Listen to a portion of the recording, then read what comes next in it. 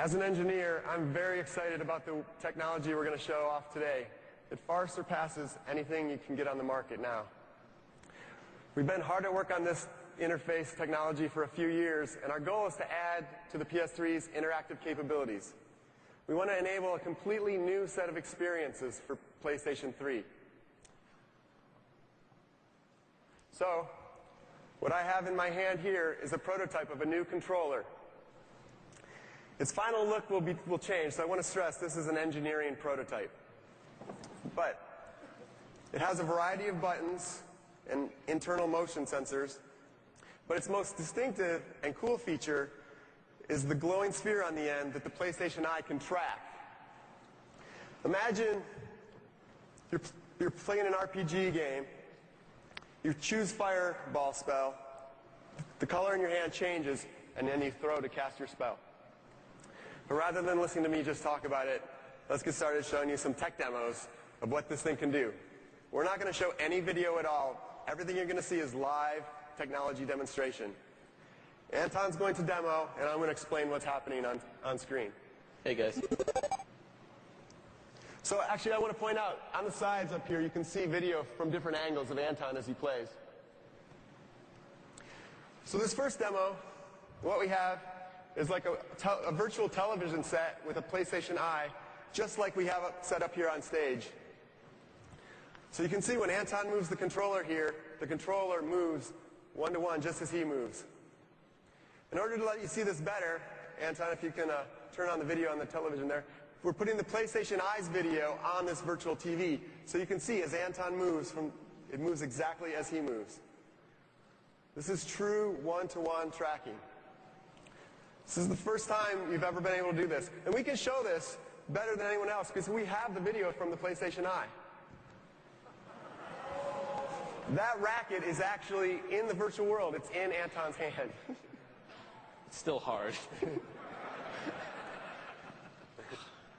So, of course...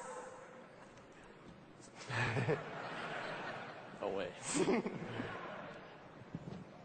So sports are kind of a no-brainer, but you could hold anything in your hand. I do want to point out, notice how fast it's tracking his motions. All right, let's try this. Yes.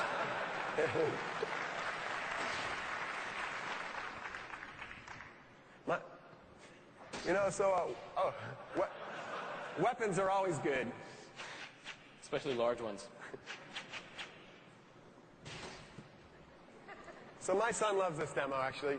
You can imagine if he could be Ratchet and he could hold Ratchet's weapons in his hand while he plays. He would die for that.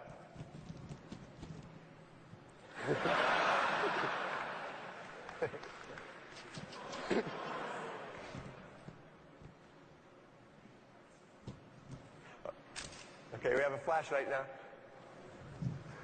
Notice we have true 3D pointing. He can move around and point from any position or angle here. Okay, the flashlight's pretty cool, but do you have anything with a little more firepower, maybe? Oh, yeah. A foam dart. Nice shot, though. All right, more firepower. Now we're talking. Gold Desert Eagle. So, of course, the PlayStation, this new controller and motion control in general, people have thought are more of a casual experience. And we expect very great casual experiences. But we also want to enable some more gamers games. We think that'll be a great use of this controller too. So if you want to switch to first-person shooter mode, Anton can actually move around the room and point and shoot things. My hands weren't so jittery I could actually hit something. We learned from iToy that buttons are needed for some experiences.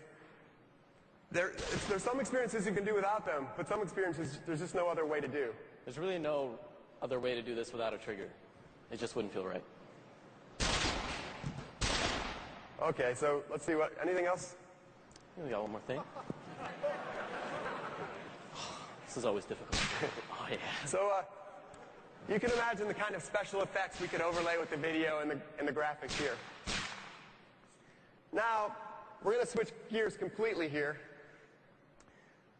This next demo, it may look simple, but it's one of the hardest things to do precisely. Anton is effectively reaching into the scene, bridging the gap between the real and virtual worlds. This is the foundation for the ultimate sandbox. You could build anything in this. The game development is really excited about this because the possibilities are limitless here.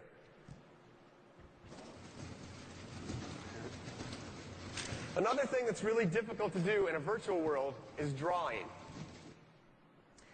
And in particular, writing requires extreme precision. The tip of that pencil Anton's using is being tracked at sub-millimeter accuracy.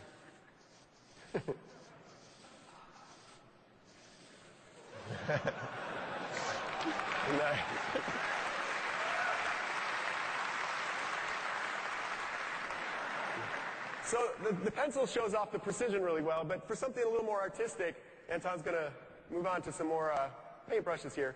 He's actually metering out the amount of paint that's being put on the canvas using the analog trigger right now. Nice. This is Kevin's IFB and Mike. For something like a spray paint can, the angle actually matters of what he's doing here. Ooh, dripping right down the wall there. Nice. Yeah. Got you there. Of course, if you just want to mess around. You can do that too. So drawing is a kind of fundamental capability, but it doesn't have to be used literally. Let's see what else we got. You could use it instead, say, to lay out a path of objects. I'll help it out. You could always try again. Better. Other things that use drawing are selection. Selection is one of the keys to something like a real-time strategy game. Finally, we have an interface on a console that lets us do real-time strategy. Here you can see Anton's lassoing troops, and then he draws a path for them to follow.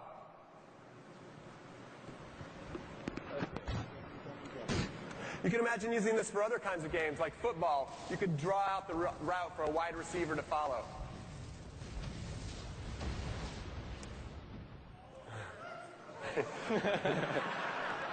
Blurring the lines between RTS and first-person shooter here. We already showed first-person shooter once, Anton. Well, it's always good. All right. Anton's going to set up the next demo, and we're going to shift gears here a little bit. We're going to step out of our room here and move into a virtual arena. We're going to show you some character control, actually. So as you can see here, my motions are mapped directly onto the character. When I move my sword and shield, he moves them exactly as I do. Hey, everybody. Of course, this is no good if you can't hit anything. So we've all seen lots of demos with swords and shields before, but the kind of precision Anton's getting here with the tip of that sword is just crazy. Tickle, tickle, tickle. Of course, we can do all the standard moves. We can thrust high, low, sweep, hit high. This is one of my favorites. You want to?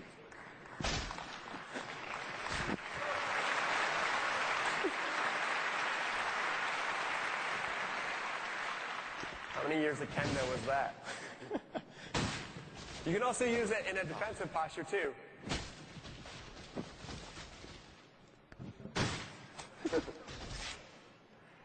Now this is a little bit different. Now we've shown you, you can see one-to-one Anton's hands moving, and the virtual hands move exactly as he does.